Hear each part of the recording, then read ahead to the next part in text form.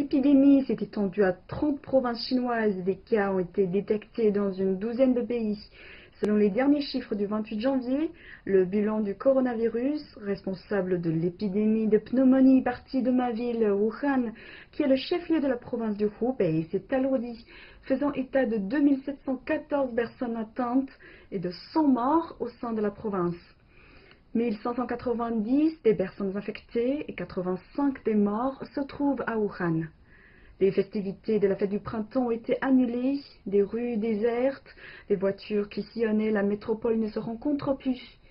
Et les transports en commun ont été arrêtés, tout le monde se terre et on constate une augmentation galopante du nombre de cas des personnes infectées.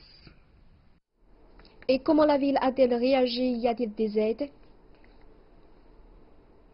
Face à l'aggravation de la situation, la ville de Wuhan, en quarantaine depuis presque une semaine, fait front. Suite à la suspension des services de transport en commun depuis 10 heures le 23 janvier, le gouvernement local a mis à disposition 310 bus et 6000 taxis pour assurer les déplacements urgents et nécessaires de ceux qui ont besoin de se rendre dans les hôpitaux et pour les livraisons de médicaments et d'épiceries. Et pour l'heure, les approvisionnements demeurent suffisants et les prix alimentaires relativement stables. Le personnel wuhanais de la grande distribution fait des heures supplémentaires pour fournir des vivres aux habitants. Et dans toute la province du Hubei, les actes de spéculation seront condamnés et les auteurs seront traduits en justice. Des entreprises, des organisations non gouvernementales locales ainsi que des individus se sont tous empressés de faire des dons.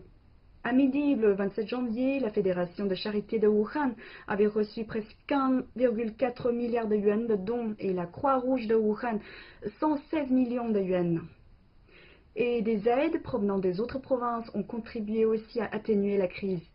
Depuis ces derniers jours, une dizaine d'équipes médicales de tout le pays, dont celle de l'Armée populaire de libération, ont été formées pour renforcer le personnel médical de la ville.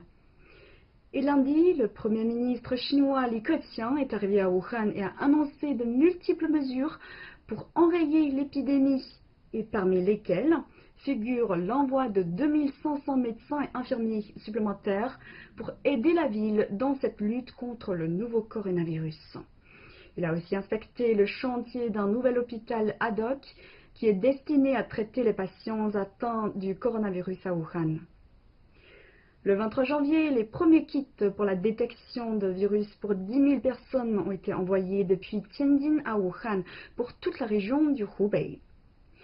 Et voilà la situation générale de Wuhan, l'épicentre de l'épidémie. Vu de plus en plus de bonnes nouvelles sont diffusées de jour en jour, et je suis convaincue que nous gagnerons cette bataille.